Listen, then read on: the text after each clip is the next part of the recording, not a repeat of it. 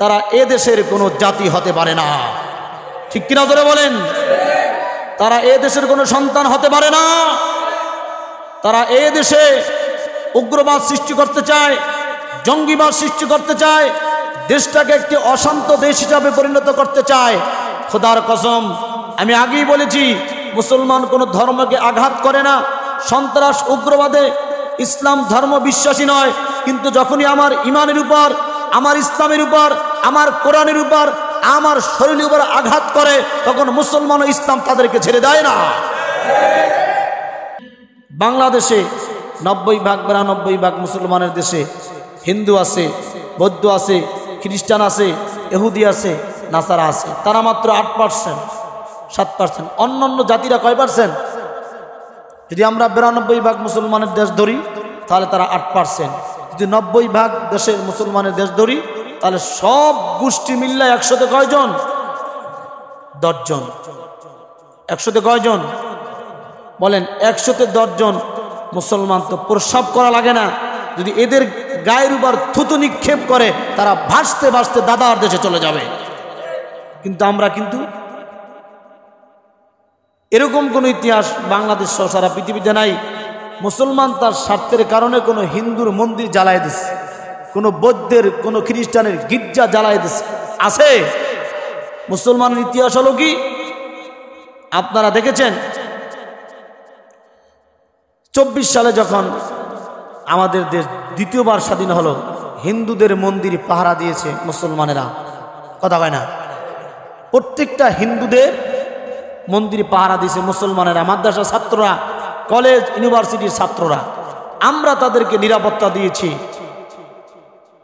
আমরা তাদেরকে সন্তানের মতো আদর করে রেখেছি, কিন্তু বিনিময়ে তারা কি দিল আমাদেরকে?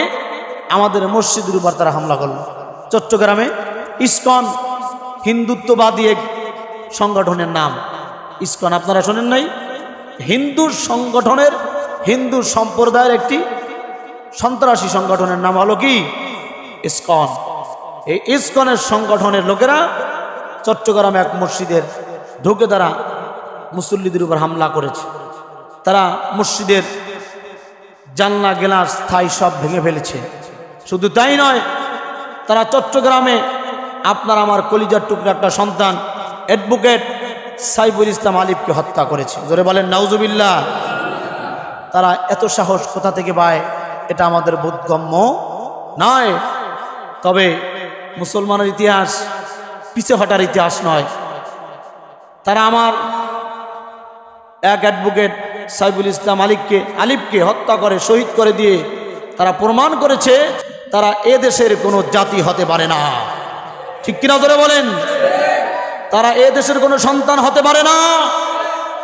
তারা এ দেশে উগ্রবাদ সৃষ্টি করতে চায়, জঙ্গিবাদ সৃষ্টি করতে চায়, দেশটাকে একটি অশান্ত দেশ হিসাবে পরিণত করতে চায়। খোদার কসম, আমি আগেই বলেছি, মুসলমান কোনো ধর্মকে আঘাত করে না। সন্ত্রাস উগ্রবাদে ইসলাম ধর্ম বিশ্বাসী নয়, কিন্তু যখনই আমার ইমানের উপর, আমার ইসলামের উপর, আমার কোরআনের উপর, আমার শরীরের উপর আঘাত করে, তখন মুসলমান ও ইসলাম তাদেরকে ছেড়ে দেয় না। তোমরা ঘুঘু দেখেছো, ঘুঘুর ফান দেখো নাই। মাত্র 8% লোক হয়ে একজন মুসলমান অ্যাডভোকেটকে হত্যা করছে, এটাকে মেনে নেওয়া যায়? সারা বাংলাদেশে আজকে জুমার পরে বিক্ষোভ মিছিল হবে, সমাবেশ হবে। এই ইসকন উগ্রবাদী হিন্দুত্ববাদী সংগঠনকে বাংলাদেশে নিষিদ্ধ করতে হবে। আপনারা চান কিনা? শুধু হিন্দু উগ্রবাদ ইসকন সংগঠন না, আরো যত উগ্রবাদ, জঙ্গিবাদ, যারা দেশকে অশান্ত করে, মুসলমানের মধ্যে বিবাদ সৃষ্টি করে, মুসলমানের মধ্যে উচ্ছৃঙ্খলতা সৃষ্টি করে, এরকম যত সংগঠন আছে এদেরকে আইনের আওতায় এনে তদন্ত কমিটি গঠন করে এদেরকে চিরতরে বাংলাদেশ থেকে নিষিদ্ধ করতে হবে। আমরা মুসলমান সবসময় বলি, আমরা হিন্দু বৌদ্ধ মুসলমান ভাই ভাই, আমাদের কোনো ভেদাভেদ নাই। আমরা সবাই মিলে দেশটাকে সুন্দরভাবে চালাইতে চাই। মুসলমান যেন তার সুন্দরভাবে ধর্ম পালন করতে পারে, হিন্দু যেন তার অধিকার নিশ্চিত করতে পারে, বৌদ্ধ জনতার অধিকার নিশ্চিত করতে পারে, খ্রিস্টান জনতার অধিকার নিশ্চিত করতে পারে। আমরা আছি এই চিন্তা লইয়া, আর 8% হিন্দু বৌদ্ধ খ্রিস্টান আছে দেশকে ভারতের কাছে বিক্রি করার জন্য।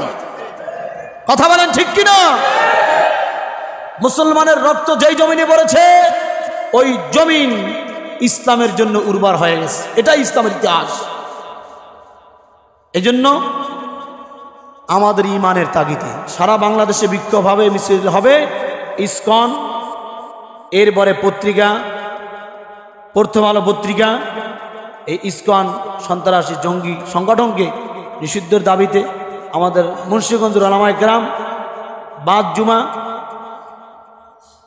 বিক্ষোভ মিছিল এবং সমাবেশের আয়োজন করেছে সিপাহীপাড়া চৌরাস্তার মোড়ে। আমরা সকলেই ইমানের দাবিতে, ইসলাম রক্ষার্থে, দেশ রক্ষার্থে, এটা কিন্তু আমাদের প্রত্যেকের ইমানি দায়িত্ব। যার যার অবস্থান থেকে কথা বলা, যার যার অবস্থান থেকে প্রতিবাদ করা, এটা প্রত্যেকের ইমানের দায়িত্ব। ইসকনের বিরুদ্ধে যে মিছিল সমাবেশ হবে, প্রথম আলো পত্রিকা এরা সবসময় দাদা বাবুদের কথা বলে, এরা সবসময় দলীয় পক্ষ ঘেসে ঘেসে কথা বলে। এরকম পত্রিকা বাংলাদেশের মানুষ চায় না। কি বলেন? সেই সমস্ত মিডিয়া পক্ষপাতিত্ব করে সংবাদ প্রচার করে, শুধু দল ঘেঁষে সংবাদ প্রচার করে, এ সমস্ত মিডিয়াও বাংলাদেশ থেকে নিষিদ্ধ করতে হবে। যারা নিরপেক্ষভাবে সংবাদ প্রচার করবে তাদেরকে বাংলাদেশে নিরাপত্তা দিয়ে সংবাদ প্রচার করার জন্য অধিকার দিতে হবে। ঠিক কিনা বলেন? সমস্ত দলের নেতাদেরকে নিয়ে, সমস্ত মানুষদের একাত্মতা নিয়ে তারপর আমাদের দেশটা সুন্দর করতে হবে। কোনো সময় এক দল শাসিত দেশ কোনো সময় শান্তিময় হতে পারে না। এক দল শাসিত দেশ কখনো কি হতে পারে না? শান্তি দেশ হতে পারে না। যখন সমস্ত দলের নেতৃবৃন্দ মেলে পরামর্শ ভিত্তিক দেশ চালাবে তখনই দেশ শান্তিময় হবে। যখন এক পক্ষপাতিত্বভাবে দেশ চলবে তখন যেই ক্ষমতা আসবে সে চাইবে শুধু তার নিজের আখের গোছাবার জন্য, কে মরল আর কে বাঁচত ওইটা দেখবে না। আর যখনই সমস্ত দলের নেতৃত্বে পরামর্শ ভিত্তিক দেশ চলবে তখন দেশের মধ্যে কোনো উচ্ছৃঙ্খলা, উগ্রবাদ, জঙ্গিবাদ কোনো কিছু সৃষ্টি হতে পারবে না।